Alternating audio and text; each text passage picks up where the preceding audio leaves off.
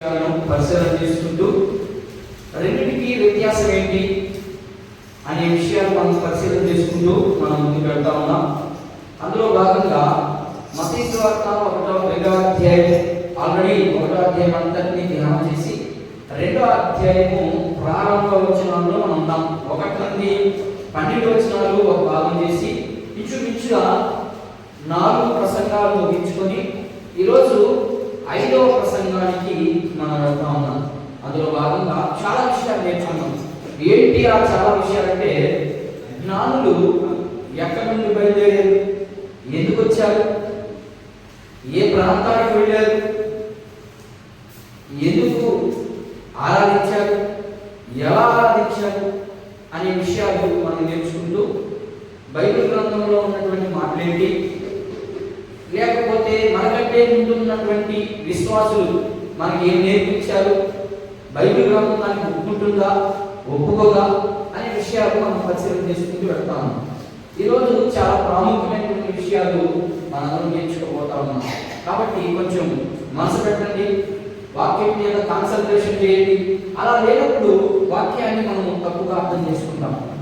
మనము ఇంచుమించుగా క్రిస్మస్ వెళ్ళి ఒక 15 నుండి 20 రోజుల మధ్యలో ఉన్నాము. యేసుక్రీస్తు ప్రభు యొక్క పుట్టుదల గురించి ఆ రోజు అనేక మంది రకరకాలుగా ప్రసంగాలు చేసి ఉండొచ్చు. కానీ యేసు ప్రభు పుట్టుకి క్రిస్మస్కి అసలు సంబంధం ఏంటి? ఒకవేళ సంబంధం ఉంటే బైబిల్ గ్రంథం ఏం చెప్తాము దాని గురించి అనే విషయాలు మనం నేర్చుకునేదానికి మొదటిగా ప్రయత్నం చేద్దాం. ఇప్పుడు మత్తయి సువార్త 1వ అధ్యాయం 2వ అధ్యాయం మనం 10 వచనాలు నేర్చుకున్నాం. అయినా కూడా మరలా ఒకసారి చదివేదానికి ప్రయత్నం చేద్దాం. 12 వచనాలు చదువుదాం. జాగ్రత్తగా ఒక్క చదవండి, వినండి, బైబిల్ ఒకసారి చూడండి. మాట చదివేటప్పుడు బైబిల్ కూడా మీరు కూడా చూడండి. చూడండి చదువుదాం.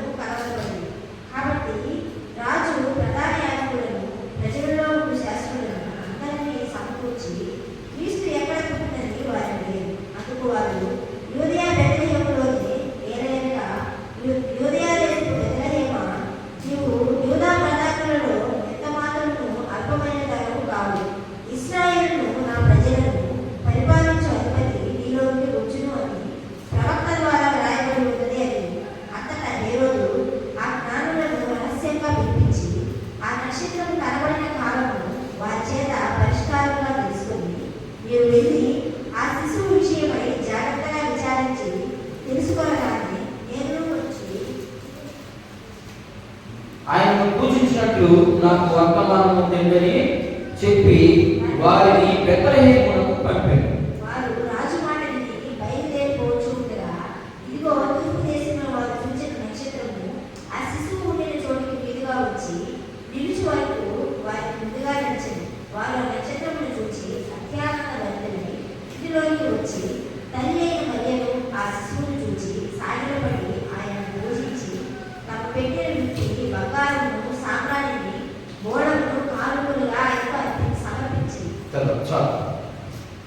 చిన్న ప్రార్థన చేసుకున్నాం. ప్రేమ నమ్మకం కలిగిన తండ్రి, కృప కలిగిన దేవానికి వందనాలు.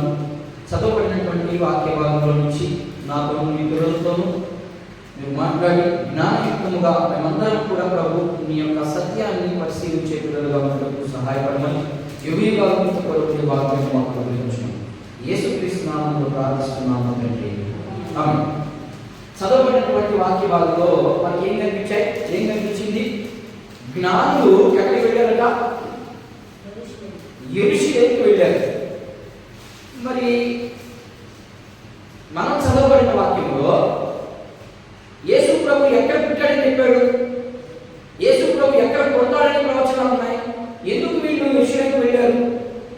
యేసు ప్రభు పుట్టినప్పుడు పశువుల పాత్రలను చూశాం, వేశారు కదా. పశువులు పాకేసి యేసు ప్రభువుకి ఒక ఉయ్యాల తుట్టి కట్టి ఆ ఉయ్యాల తుట్టిలో పరుండు పెట్టి ఫోటో తీసి ఏమేమో చేస్తున్నాం, అంతే కదా. అది వాక్యానికి అనుకూలంగా ఉందా, వాక్యానికి విరుద్ధంగా ఉందా? చూడండి ఒకసారి. మనం కూడా నిన్న మొన్నటి దాకా క్రైస్తవులో నుంచే మనం వచ్చాం, క్రైస్తవులో నుండే మనం ఎదుగుతా ఉన్నాం. ఎన్నో సంవత్సరాలు గడిచిపోతా ఉన్నాయి, కానీ యేసు ప్రభువు మీద సరైన అవగాహన మనకు కూడా లేకుండా పోతాం. ఎందుకంటే ఇప్పుడు జాగ్రత్తగా వినండి, జ్ఞానులు యెరూషలేముకి ఇప్పుడు వచ్చారు. వాడు కావాల్సిన దగ్గరికి బెత్లెహేముకి వెళ్ళాలి. బెత్లెహేముకి, నజరేతుకి, యెరూషలేముకి ఎంత కిలోమీటర్ల గ్యాప్ ఉందని చెప్పేసి మీకు ఆల్రెడీ లెక్క కూడా నేను ఇచ్చాను. యెరూషలేము నుంచి బెత్లెహేముకి కొంత దూరం ఉందని ఇంచుమించు 86 కిలోమీటర్లు ఉందని ఇచ్చాను. బెత్లెహేము నుండి నజరేత్ అనే ప్రాంతానికి ఇంచుమించు 8 కిలోమీటర్లు లేదా 10 కిలోమీటర్లు లోపు ఉంటుందని మీకు నేను లెక్క కూడా ఇచ్చాను. అయితే ఇప్పుడు యూదులు జ్ఞానులు ఎక్కడికి వెళ్ళాలి? డైరెక్ట్గా బెత్లెహేముకి వెళ్ళాలి, లేకపోతే నజరేతుకి వెళ్ళాలి. ఎందుకంటే అక్కడే పుడతానని ప్రవచనం ఉంది. ఎక్కడికి ప్రవచనం అంటే మీకా గ్రంథంలో భక్తులైనటువంటి మీకా ద్వారా దేవుడు చెప్పిస్తాడు. ఏమంటే, ఇదిగో ఇశ్రాయేలులారా, మిమ్మల్ని విడిపించేదానికి ఒక రక్షకుడు పుడతాడు. ఆయన యూదయ బెత్లెహేములోనే పుడతాడు. 2 బెత్లెహేములు ఉన్నాయి, జాగ్రత్తగా ఉంది. ఇక్కడ యూదయ బెత్లెహేము ఒకటి ఉంది, గలిలయ ప్రాంతంలో ఒక బెత్లెహేము ఉంది. అర్థమైందా? ఇప్పుడు క్లారిటీ చెప్తున్నాడు. ఏమని? యూదయ బెత్లెహేములోనే, అక్కడికే మీరు వెళ్ళండి. ఆ బెత్లెహేము చుట్టుపక్కల ఉన్నటువంటి ప్రాంతాల్లో నజరేత్ అనే గ్రామం కనబడుతుంది. ఆ గ్రామంలో ఉంటే రావాలి ఎవరు? రక్షకుడు. అది ప్రవచనం. దేవుని మాట ఎప్పుడైనా నిరంతరం అవుతుందా? అవును. కాబట్టి వాళ్ళు నక్షత్రము పుడతంగానే వెళ్ళారా, లేకపోతే యేసు ప్రభు పుడతంగానే వెళ్ళారా, లేకపోతే ఎప్పుడు వెళ్ళారు? నా అభిప్రాయం ఏంటి? బైబిల్ చెప్పే అభిప్రాయం ఏంటి? ఏది చెప్పండి, మీ అభిప్రాయం ఏంటి? చదువుకున్నాం కదా, మన క్రిస్మస్ కూడా చేసుకున్నాం కదా మనం. ఉయ్యాలకి చెప్పాను కదా. ఇంకా యేసు ప్రభు పుట్టిన స్థలానికి లేకపోతే యేసు ప్రభు ఉన్నటువంటి ప్లేస్కి మనం అనుకునేదానికి సంబంధాలు లేవు. ఎందుకు ఇలా అయిపోయిందంటే నేను దాన్ని కూడా వివరిస్తాను. వివరించడానికే మీకు అంత క్లియర్ రాశాను. ఇక్కడ మనిషి యొక్క అభిప్రాయం ఏంటంటే, ఇప్పుడు చూడండి కొన్ని మాటలు నేను మీకు వినిపించడానికి ప్రయత్నం చేస్తాను. అందరి అభిప్రాయం ఏంటి? యేసు ప్రభు ఎక్కడ పుట్టాడని? పశువుల పాకలో పుట్టాడని. ఇది ఎక్కడ ఉంది మాట? మత్తయి సువార్తలో ఉంది. చదవండి ఒకసారి మాట.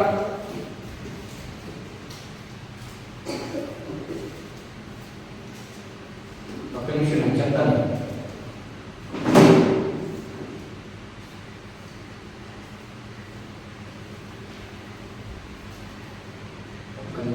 చూడండి 10వ వచనం చూడండి, 9 నుంచి చదవండి. మత్తయి సువార్త 2వ అధ్యాయం 9వ వచనం.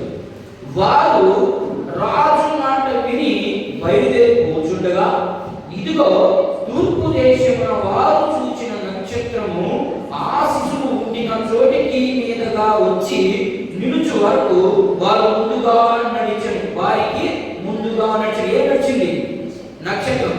వారు ఆ నక్షత్రమును చూచి అత్యానంద భరితులై ఇంటిలోనికి వచ్చి, ఏమని రాయబడింది? ఇంటిలోనికి వచ్చి అని రాయబడింది. ఇప్పుడు లూకాసు వార్తలో కూడా చూడండి. లూకాసు వార్త 2వ అధ్యాయం.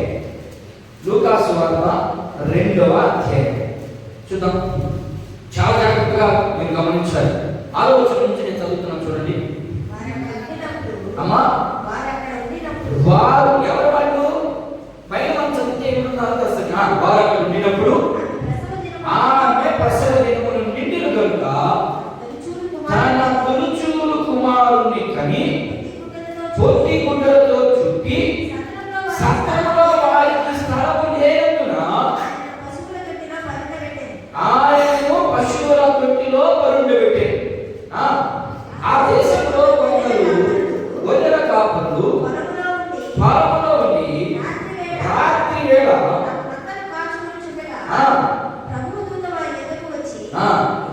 నిలిచాడు.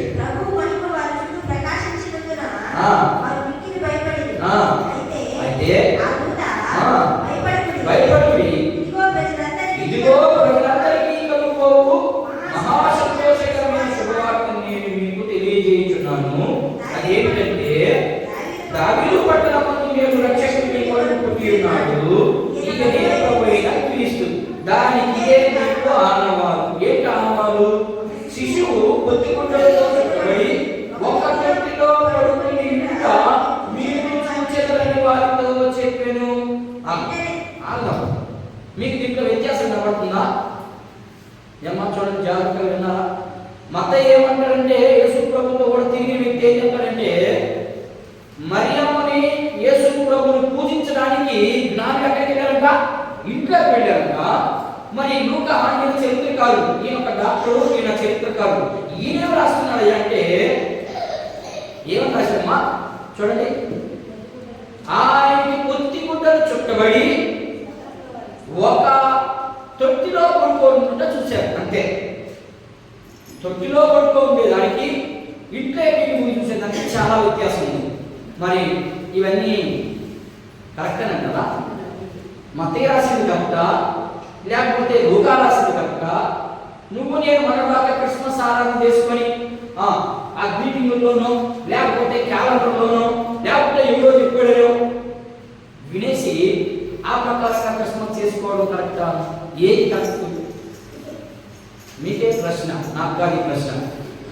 ఇప్పుడు నాకంటే ముందున్నటువంటి చాలా మంది పెద్దవారు కావచ్చు, చాలా మంది జ్ఞానులు కావచ్చు, జ్ఞానులు అంటే బైబిల్ పండితులు కావచ్చు, ఏం చెప్తున్నారు అంటే యేసు ప్రభువును చూడడానికి పుట్టిన వెంటనే పోయినట్లుగా మనకు చిత్రాలు కనబడతాయి కదా.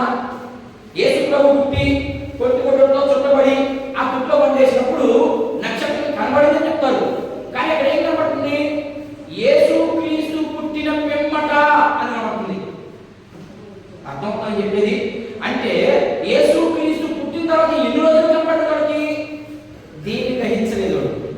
ఎందుకని ఎవరన్నా చదువుకొని వస్తే కదా తెలుస్తుంది మొహానికి. ఏడ చదువుకుని రాబడి బైబిల్ పట్టుకుని ఓరు వచ్చేస్తే ఎక్కడ తెలుస్తుంది? అక్కడ ఏమి రాయబడింది? నేనేమన్నా తప్పు చెప్తున్నా?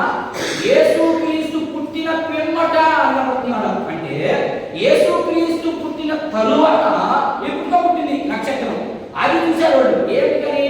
వాళ్ళ ఆనవాళ్ళు మెస్సియా వస్తాడు అని వాళ్ళ ఆనవాళ్ళు ఆల్రెడీ జరిగింది కాబట్టి ఆ ఆనవాళ్ళను బట్టి బయలుదేరింది. ఎక్కడ బయలుదేరాలి? వీళ్ళు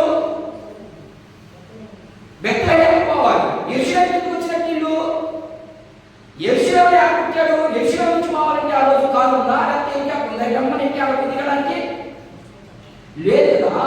లేనప్పుడు ఏం జరుగుతుంది మధ్యలో? అది తెలియాలి మొదట. అది తెలిసినప్పుడు యేసుక్రీస్తు ప్రభువులో మనకు తెలుస్తుంది.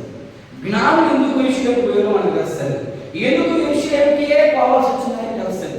ఎందుకు జ్ఞానంనే ప్రత్యేకించి ఇక్కడ లెక్క రాయడం జరిగిందో తెలుస్తుంది. అర్థమవుతున్నాయినా? ఇప్పుడు యేసు ప్రభుని మనం గ్రీటింగ్స్ ఏం చేస్తాం? జనవరి రోజు గ్రీటింగ్ మంచిగా ఆ రోజు మేము పాత రోజుల్లో నేను చిన్నపిల్లవాడిగా ఉన్నప్పుడు నేను చూపించు అభిషేక్ లేదంటే కొంచెం పెద్ద వయసులో గ్రీటింగ్ కోసం ఆయన్ని రూపాయి ఇస్తే 100 గ్రీటింగ్ ఇప్పుడు ఆ రోజుల్లో ఆ గ్రీటింగ్ ఎందుకు పోయి పేరు రాసేది వెనక. ఈ గ్రీటింగ్ నీకు, ఈ గ్రీటింగ్ నాకు, ఈ గ్రీటింగ్ అంటే స్నేహితులు వచ్చేవాడు. నేను అప్పుడు 7వ తరగతి అప్పుడు అట్లా చేస్తున్నాను. ఆ గ్రీటింగ్లో ఏం కనబడిందంటే నేనైతే ఎక్కువ శక్తి కొనేవాడిని. యేసు ప్రభు మనకి ఎవరో తెలియదు కదా.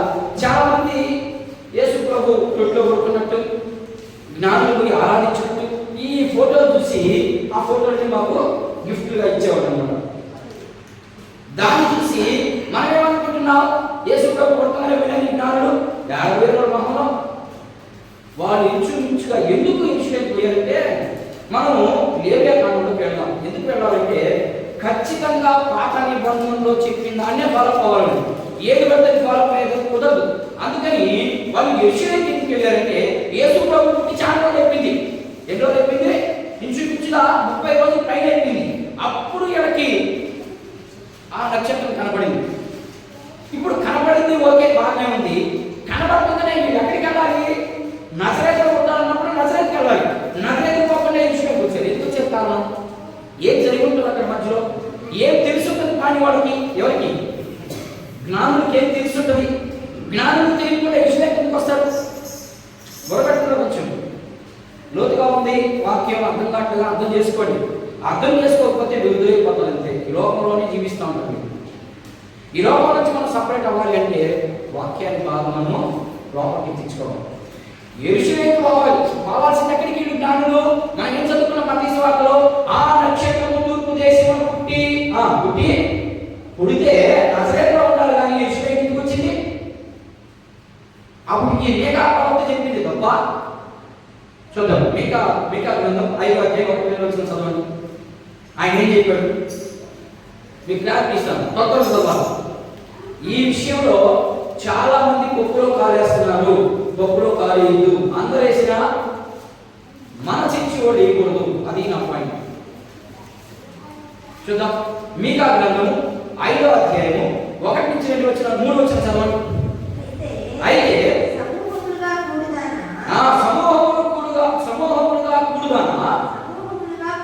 సమూహములుగా కూడును. మన శత్రువులు మన పట్టణం అంటే ఏంటో పట్టణం యెరూషలేము ముట్టడి వేయబోతున్నారు. వారు ఇశ్రాయేలు న్యాయాధిపతిని కాళ్ళతో చెంప మీద కొట్టుతున్నారు. బెత్లెహేము ఎఫ్రాతా యూదా వారి కుటుంబములలో నీ చిన్న గ్రామమైన నా కొరకు ఇశ్రాయేలు యాకోబు ఎక్కడి నుంచి వస్తాడని చెప్పాడు? చెప్పమ్మా, ఎక్కడి నుంచి వస్తాడన్నాడు? యూదా గోత్రములో నుండి, నజరేతు అనే ప్రాంతంలో నుంచి, లేకపోతే బెత్లెహేము అనే ప్రాంతంలో నుంచి వస్తాడని చెప్పాడు మీకా. ఇది ఎప్పుడు జరిగింది? యేసు ప్రభు పుట్టక మునుపు ఇంచుమించు 700 సంవత్సరాల క్రితం చెప్పిన మాట ఇది. ఇప్పుడు అది నెరవేర్చబడాలి. ఎందుకని? దేవుని మాట ఎన్నటికీ నిరర్ధం కానేరదు. ఇప్పుడు నీవు సక్రమంగా ఉన్నప్పుడు వాగ్దానాలు తీసుకొని నా జీవితంలో ఫలింపులోకి రావడం లేదు అంటే నీ జీవితం సరిలేదని దాని అర్థం. ఇక్కడ వాగ్దానం చేశాడు దేవుడు. ఆ యొక్క యెరూషలేము ప్రాంతంలో ఉన్నటువంటి పరిసరాలు బాగలేకపోయినా దేవుడు మనందరి కోసం ఒక రక్షకుడిని పుట్టించాలి కాబట్టి అక్కడ పరిస్థితులు చక్కబెట్టడానికి ప్రభువును పుట్టించాడు. మరి మాట నిరంతరం అవుతుందా? వీళ్ళు ఎక్కడికి వెళ్ళాలి? ఇప్పుడు పోవాల్సిన బెత్లెహేము పోవాలి కదా, లేకపోతే నజరేతు పోవాలి కదా. మరి వీళ్ళు ఎక్కడికి వెళ్ళారని రాసిన బైబిల్ గ్రంథంలో ఇద్దరు రాశారు. లూకా రాసింది అదే మాట, మత్తయి రాసింది కూడా అదే మాట. ఎక్కడికి వెళ్ళారంటే వీళ్ళు యెరూషలేముకు వెళ్ళారు. అందుకని ఇక్కడ రాశారు జ్ఞానులు యెరూషలేముకు ఎప్పుడు వచ్చారు? యేసు ప్రభు పొద్దునే వచ్చాడైనా, లేకపోతే యేసు ప్రభు పుట్టిన తర్వాత వచ్చాడైనా? అసలు యెరూషలేముకి వెళ్ళిపోతారు వీళ్ళు. నజరేతులో ఉంటే నజరేతులోనే ఉండాలి కదా. మరి యెరూషలేముకి ఎందుకు వెళ్ళారు? ఆలోచన వస్తుందా? రాట్లేదా? పద్మం గారు రాట్లేదా? అర్థం చేసుకోండి. వాక్యాన్ని అర్థం చేసుకునే ప్రయత్నం చేయండి. జ్ఞానులు పోవాల్సింది నజరేతుగా లేకపోతే బెత్లెహేముగా వెళ్ళాలి. వీళ్ళు బయలుదేరిన ఎక్కడికి? యెరూషలేముకి బయలుదేరింది అని రాయబడింది. అంటే అప్పుడు యేసు ప్రభు పుట్టేసి చాలా రోజులు జరిగిందని దాని అర్థం. ఎందుకు యెరూషలేముకి వెళ్ళారు? ఇప్పుడు లేవియా కాండం చూద్దాం. ఎందుకు పోవాలి? వాడికి దేవుడు ఏ ఆజ్ఞ ఇచ్చున్నాడు? దేవుడు వారికి ఏం చెప్పుకున్నాడు ఇశ్రాయేలుకి? అది చూద్దాం. లేవియా కాండం 12వ అధ్యాయం. లేవియా కాండము 12వ అధ్యాయము 3 నుంచి 4 వచనాలు చదువుదాం ఒకసారి. అందరూ బైబిల్ అంతా తీయండి. ఎందుకంటే ఈ సత్యము ఎరక్క మనం యేసు ప్రభువుని ఏం చేస్తున్నాం అంటే చిన్న బాలుగా చేసేసి ఉయ్యాలతో వేసేసి ఆ ఉయ్యాలతో గుంపి ఆయనకి ఏమేమో చేస్తున్నాం. ఇది ఎంత మాత్రము కరెక్ట్ కాదు. బైబిల్ గ్రంథం దానికి ఒప్పుకోదు. నువ్వు చేసుకున్నావా? అది నీ స్వలాభం కోసం చేసుకుంటున్నావు. దేవుని ఇష్టానుసారంగా ఏం చేయట్లేదు. చూద్దాం 12వ అధ్యాయం 1 నుంచి చదువునండి. మరియు యెహోవా మోషేకు ఇలా ఆజ్ఞాపించాడు, నీవు ఇశ్రాయేలుతో కను ఒక స్త్రీ ఒక స్త్రీ గర్భవతి అయి మగ పిల్లను కనిన యెడల ఏంటంట మీకు బాగా తెలిసే విషయాలు. నేను దాన్ని వివరించిన అవసరం లేదు. 7 దినములు పురిటిలాలే ఉన్నవారు అంటే దాని అర్థం ఏంటి? మీకు నేను క్లియర్గా చెప్పక్కనక్కర్లేదు, మీ అందరికీ ఆల్రెడీ మీరు అదే ప్రాంతం నుంచి వచ్చారు కాబట్టి మీ అందరికీ తెలుసు. 7 దినములు ఎక్కడున్నారంట? పూరితిది అయ్యింది. ఇంట్లోనే ఉండాలి. ఉంటే ఆమె ఏంటమ్మా? తాను ముట్టుదై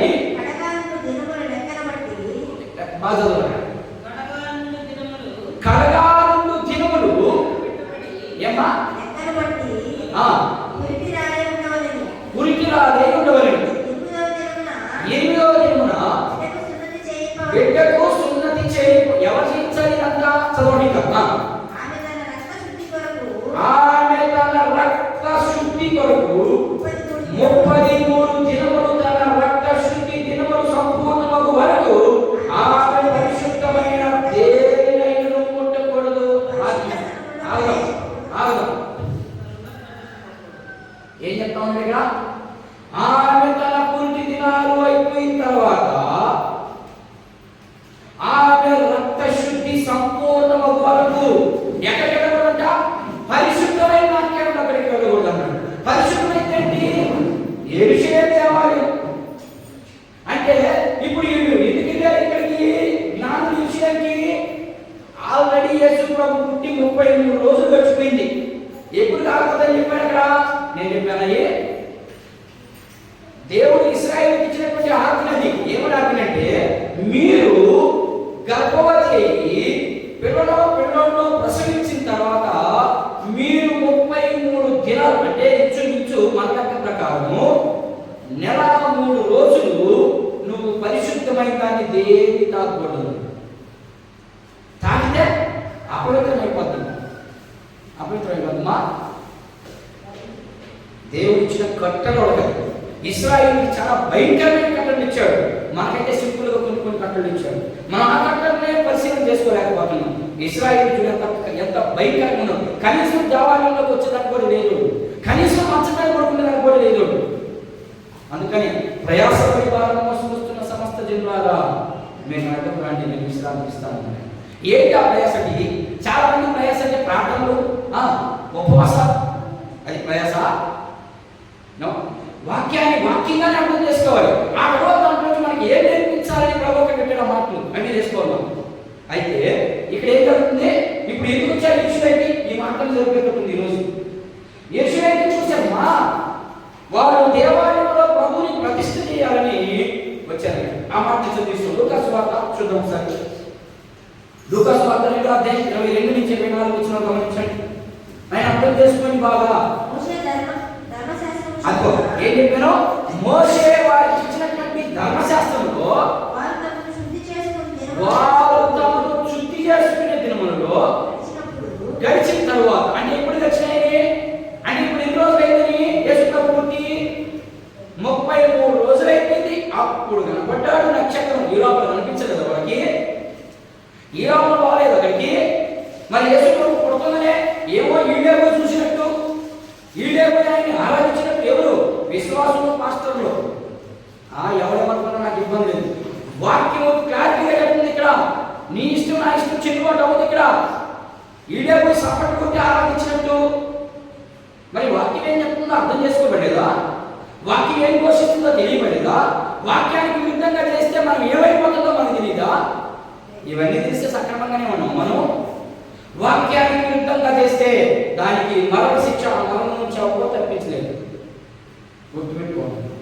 మన జీవితంలో వాక్యానికి విరుద్ధమైంది ఏదైనా ఉంది అంటే దానికి క్షమాపణ ఉంటుందేమో కానీ విరోధంగా మాట్లాడితే మాత్రం క్షమాపణ లేదు. నువ్వు వాక్యం ప్రకారం జీవించగలవా? ఏ మనిషి అయినా జీవించగలడు. ఏదో విషయంతో తిరిగిపోతాం, పడిపోతాం, లేస్తాం. అది సహజం, అది మానవుని స్వభావం. కానీ పరిశుద్ధాత్మ కలిగినటువంటి మాటలకు వ్యతిరేకంగా నువ్వు దాన్ని వాదిస్తే తెలియకుండా తెలిసిన దాని నుండి నిన్ను ఆ మరణం నుండి అప్పుడు తప్పించలేదు. కానీ ఇక్కడ ఏమైనా జ్ఞానుల విషయానికి వచ్చారు. ఎప్పుడు వచ్చారయ్యా వాళ్ళంటే యేసు ప్రభు పుట్టే 33 రోజులు గడిచినందుకు వచ్చారు. ఎందుకని? వాళ్ళు యెరూషలేము దేవాలయంలో ఎప్పుడు ప్రతిష్ఠ చేయాలి? 33 రోజుల తర్వాత. ఎవరు ప్రతిష్ఠ చేయాలి? తల్లిదండ్రులు ఇద్దరు ప్రతిష్ఠ చేయాలి. సున్నతి ఎవరైనా చేయించవచ్చు. వేదన జరగాలి. అప్పుడు ఆమె రక్తశుద్ధి ఆగిందా? గర్భవతి రక్తశుద్ధి ఇల్లుగా రాదా? కాబట్టి ఎవరైనా పోయి తీసుకుపోయి సున్నతి చేయించబడికి. కానీ యెరూషలేము దేవాలయంలో ప్రతిష్ఠ చేయాలి అంటే ఖచ్చితంగా ఆమె శుద్ధురాలై ఉండాలి. ఆమె శుద్ధురాలైనప్పుడు ఆమె ఆయన ఎత్తుకుపోయి ఆ యెరూషలేములో ఉన్నటువంటి దేవస్థానాలను తీసుకెళ్ళి అక్కడ ప్రతిష్ఠ చేయాలి. మరి యేసు ప్రభు కొడుతున్నానే ఏమైతే మన బోడం సామ్రాణి కోటకాడికి పోదు. బోడం సామ్రాణి ఏంటది? బోడం దేనికి సాదృశ్యం అంట? బంగారం దేనికి సాదృశ్యం అంట? ఒక్కొక్కరు ఒక్కొక్క రీతిగా చెప్తున్నారు. అసలు బైబిల్లో బైబిల్ సరిగ్గా దిగనుకుంటాను, నిజంగా చెప్తున్నా. బైబిల్ ఏం చెప్తుంది దాని గురించి? నువ్వు నేను అనుకున్న మాట కుదరదు. నువ్వు నేను ఇంకా ఏమనుకుంటావు? లక్ష్యం అనుకుంటావు. అసలు బైబిల్ ఏం చెప్తుంది దాని గురించి? దానికి దేనికి సాదృశ్యంగా యేసు ప్రభుని ఆరాధించడానికి వాడు పుట్టుకమని వచ్చారు. ఏం జరుగుతుందని తెలుసు వాళ్ళకి. ఎవరికి? జ్ఞానులు. ఇవన్నీ మనం పరిశీలన చేసినప్పుడు అప్పుడు యేసు ప్రభు జీవితం ఏంటో, యేసు ప్రభులో గుణగాలు ఏంటో, అసలు యేసు ప్రభు ఎవరో అన్నీ మనకు తెలుస్తాయి. అవేమి మనకు తెలియకపోతే ఎలా మనం తెలుసుకుని యేసు ప్రభు?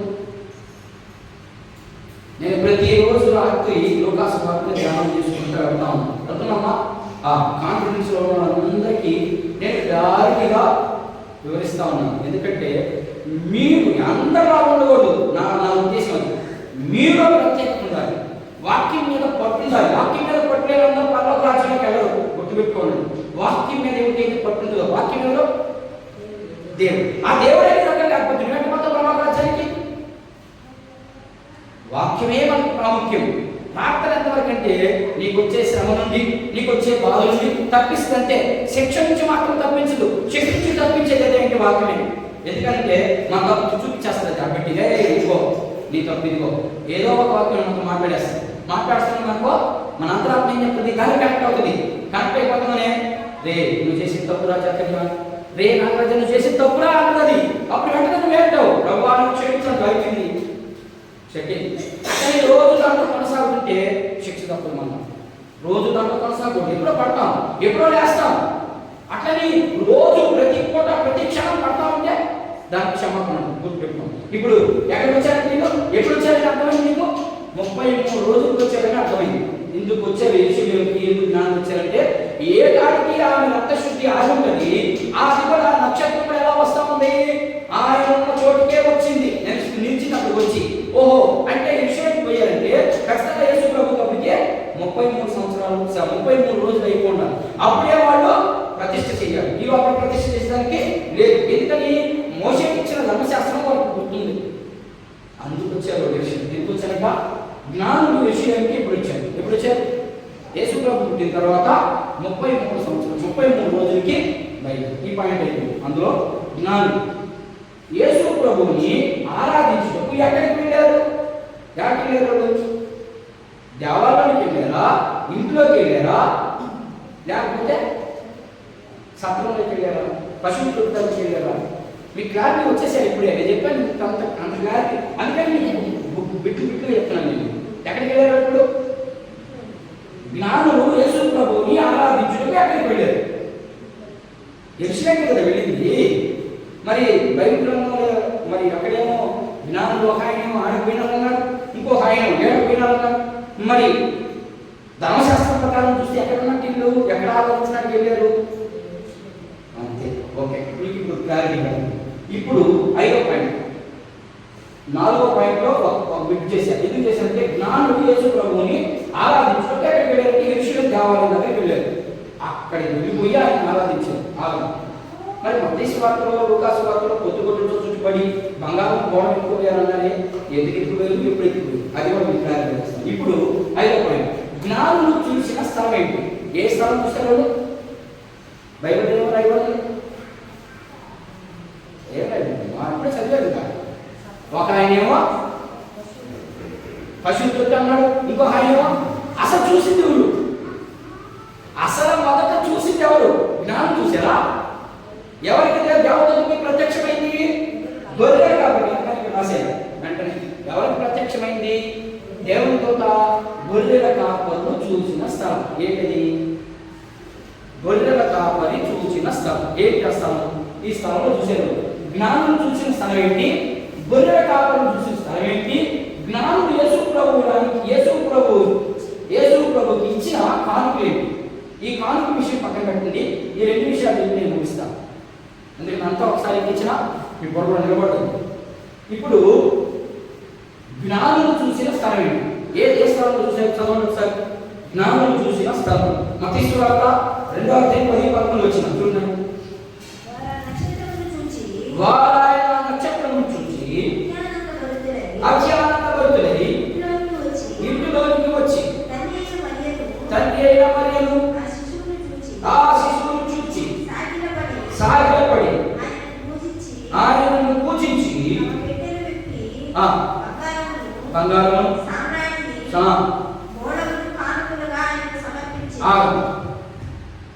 ఏం చెప్పాడైనా అక్కడ జ్ఞానం ఎక్కడికి వెళ్ళారంట? ఇంట్లోకి వెళ్ళారు. ఇప్పుడు గొర్రెలు కాపరి ఎక్కడికి వెళ్ళారో దీంట్లో 10 నిమిషాలు చూడండి. 11 నుంచి చూడండి. లూకాసు వార్త. అయితే ఆ దూత భయపడుకుని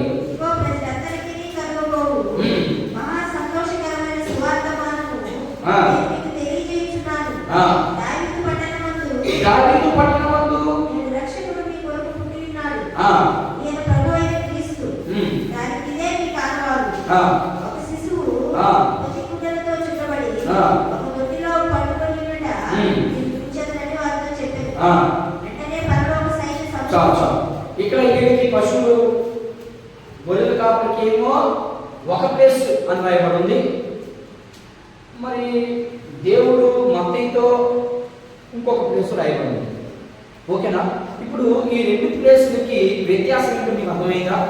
మనం ఎలా ఉన్నామో, మనం దేన్ని పట్టుకుంటున్నాం? ఇప్పుడు మత్తయి రాసిన ఏమైనా పట్టుకుంటున్నావా? లేదు. లూకా రాసిన ఏమన్నా ఆచరిస్తున్నామా? లేదు. మరి ఎవరి ఆచరిస్తున్నాం మనం? చూడండి, ఆలోచించి. మత్తయి ఏం చెప్తున్నాడు? ఇంట్లో చూసినాను అని అనుకున్నాం. లూకా ఏం చెప్తున్నాడు? పశువు కాపరిలో స్థానంలో చూసినాడు. ఏ దగ్గర? కోతి కొట్టుతో చూసినప్పుడు రాశారు. ఇప్పుడు వీళ్ళిద్దరు ఎవరు చూశారు? పశువు కాపరి చూసారా? జ్ఞానం చూసారా?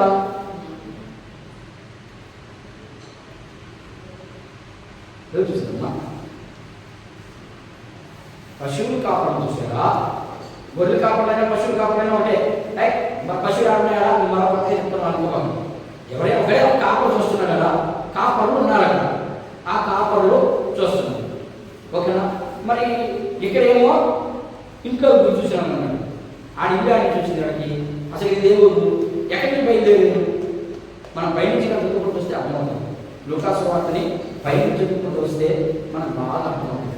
మనం ఏం చేస్తున్నాం? ఇప్పుడు మనం పుస్తకాలు చదవడం ఏం చేస్తున్నాం? మా అమ్మ ఆయన చెప్పారు యేసు ప్రభు పుట్టాడు ఈరోజు.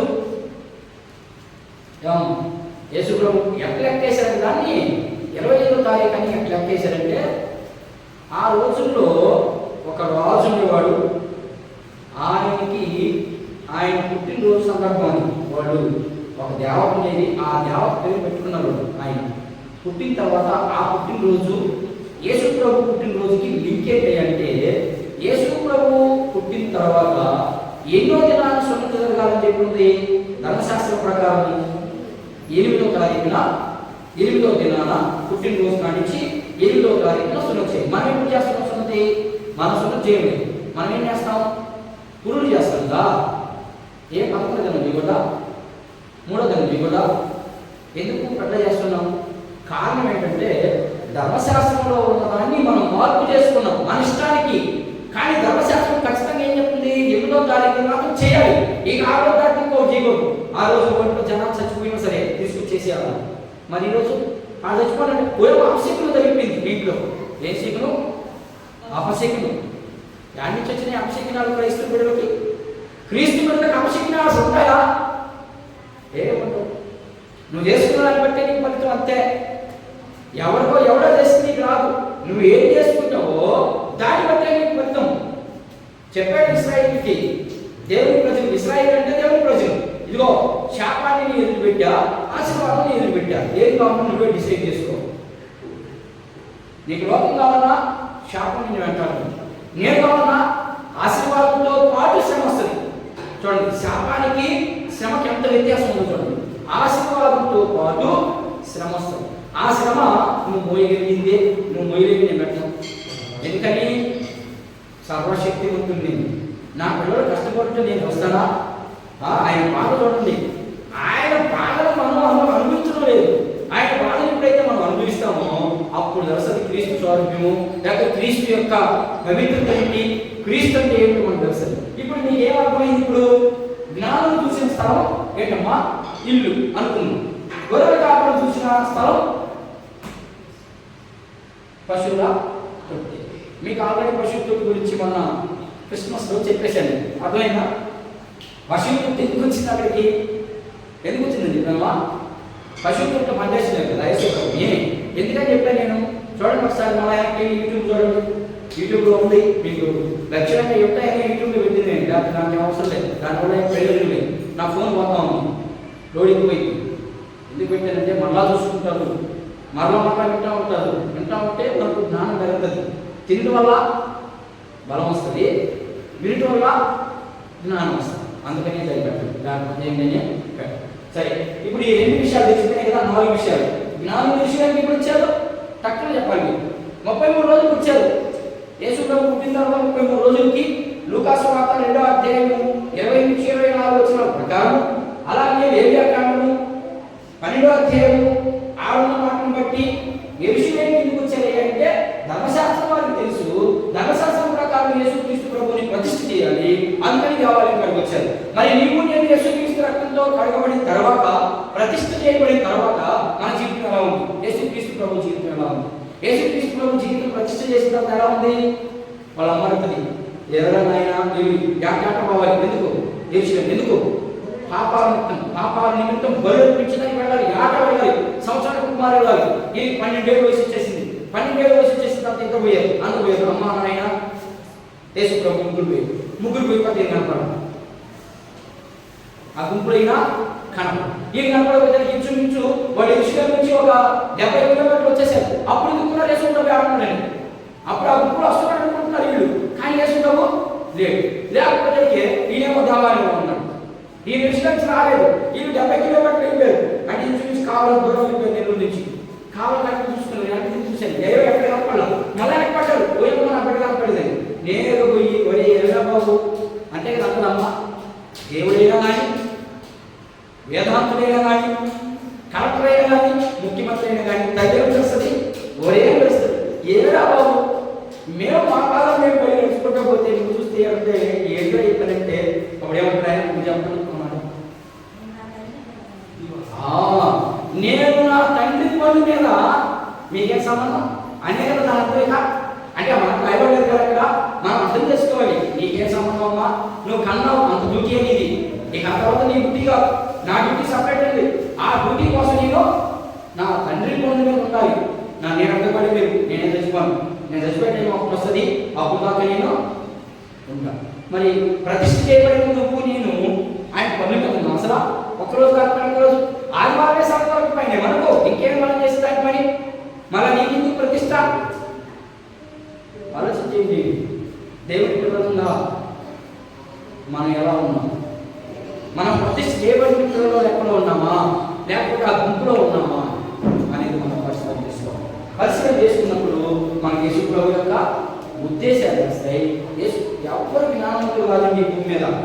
పుస్తకాలు చదివినంత మాత్రాన జ్ఞానం వచ్చేసినంత వరకు దేవుని దగ్గర కూర్చుంటేనే జ్ఞానం వస్తుందంటే, దేవుని దగ్గర కూర్చోకుండా నువ్వు ఎన్ని పుస్తకాలు చదివేసినా సబ్జెక్ట్ తెలుస్తుందేమో కానీ జ్ఞానం మాత్రం రాదు. లోతైనటువంటి సత్యాన్ని బయటకు వచ్చే దేవుడు ఎవరు? పరిశుద్ధాత్మ. పరిశుద్ధాత్మ చెప్తాను నీకు ఆ వ్యత్యాసం ఏంటి, దానికి దీనికి వ్యత్యాసం ఏంటో నువ్వు ధ్యానం చేస్తున్నప్పుడు, నువ్వు చదువుతా ఉన్నప్పుడు బైబిల్ని నీకు అప్పుడు వస్తూ ఉంటుంది. అది ఆటోమేటిక్గా వచ్చేస్తుంది. నిన్న నేను వేరే ప్రాంతానికి వెళ్ళినప్పుడు వాళ్ళ గురించి రాత్రి అంతా ప్రార్థన చేశాము. 2 గంటలు చేసి 3 గంటలు చేసి ప్రార్థన చేసి మొత్తానికి బయలుదేరి వెళ్ళాము. వెళ్ళిన తర్వాత మొత్తానికి వేసేసి మా పనులను చూసుకొని లోకంలో ఉన్న కంపెనీ పనులు ఏదో పనులను చూసుకొని మళ్ళీ బయలుదేరి మన ఇంటికి వెళ్ళగానే దేవుడు నాకు ఒక అద్భుతమైనటువంటి వచనాన్ని చూపిస్తా ఉన్నాడు. ఏంటిది మాటికి ఇదే చూపిస్తున్నాడంటే దేవుడు వచ్చి ఇదిగో నాయన చదవరా అని చెప్పిడా అని చెప్తారమ్మా దేవుడా అని చెప్పడు. ఇప్పుడు మన హృదయంలో పుడుతుందా తలంపు? పుట్టినప్పుడు మనం గ్రహించాలి ఇది మనిషి తలంప లేకపోతే దేవుడి తలంప అని. అప్పుడు గ్రహించినప్పుడు అక్కడికి మనం వెళ్ళినప్పుడు దాంట్లో ఉన్నటువంటి ఆ వాక్య భాగంలో ఉన్నటువంటి భాగం ఏంటో మనకు తెలియాలి. తెలిసినప్పుడు ఇది ఎవరికి వర్తించబడుతుంది? నాకా లేకపోతే నేను పోయేవాడికి అర్థమైపోయింది. అప్పుడు దాన్ని తీసి ఆ 11 వచనాలు ఉన్నాయి.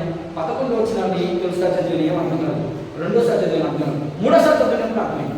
11 వచ్చిన ఎన్నిసార్లు చదివాను? 3 సార్లు చదివితే అప్పుడు అర్థమైంది. ఓహో నేను వెళ్ళే చోటున ఈ పరిస్థితిలో ఉన్నాడు. అందుకని వీళ్ళకి దాంట్లో నుంచి తప్పించుకునే మార్గం కూడా దేవుడు చూపిస్తాడు. ఖచ్చితంగా పడిపోయిన బురదలో వాళ్ళు ఏం బురదలో పడలేదు. వాళ్ళు ఉన్న పరిస్థితి వేరే, నేను చెప్పేది మీకు అర్థమవుతుంది. మనం ఉన్న పరిస్థితికి మనం తప్పించుకునే మార్గం కూడా ప్రభు చూపిస్తాడు. ఆ మార్గంలో మనం వెళ్ళాలంటే మనం ఎవరి దగ్గరికి వెళ్ళాలి?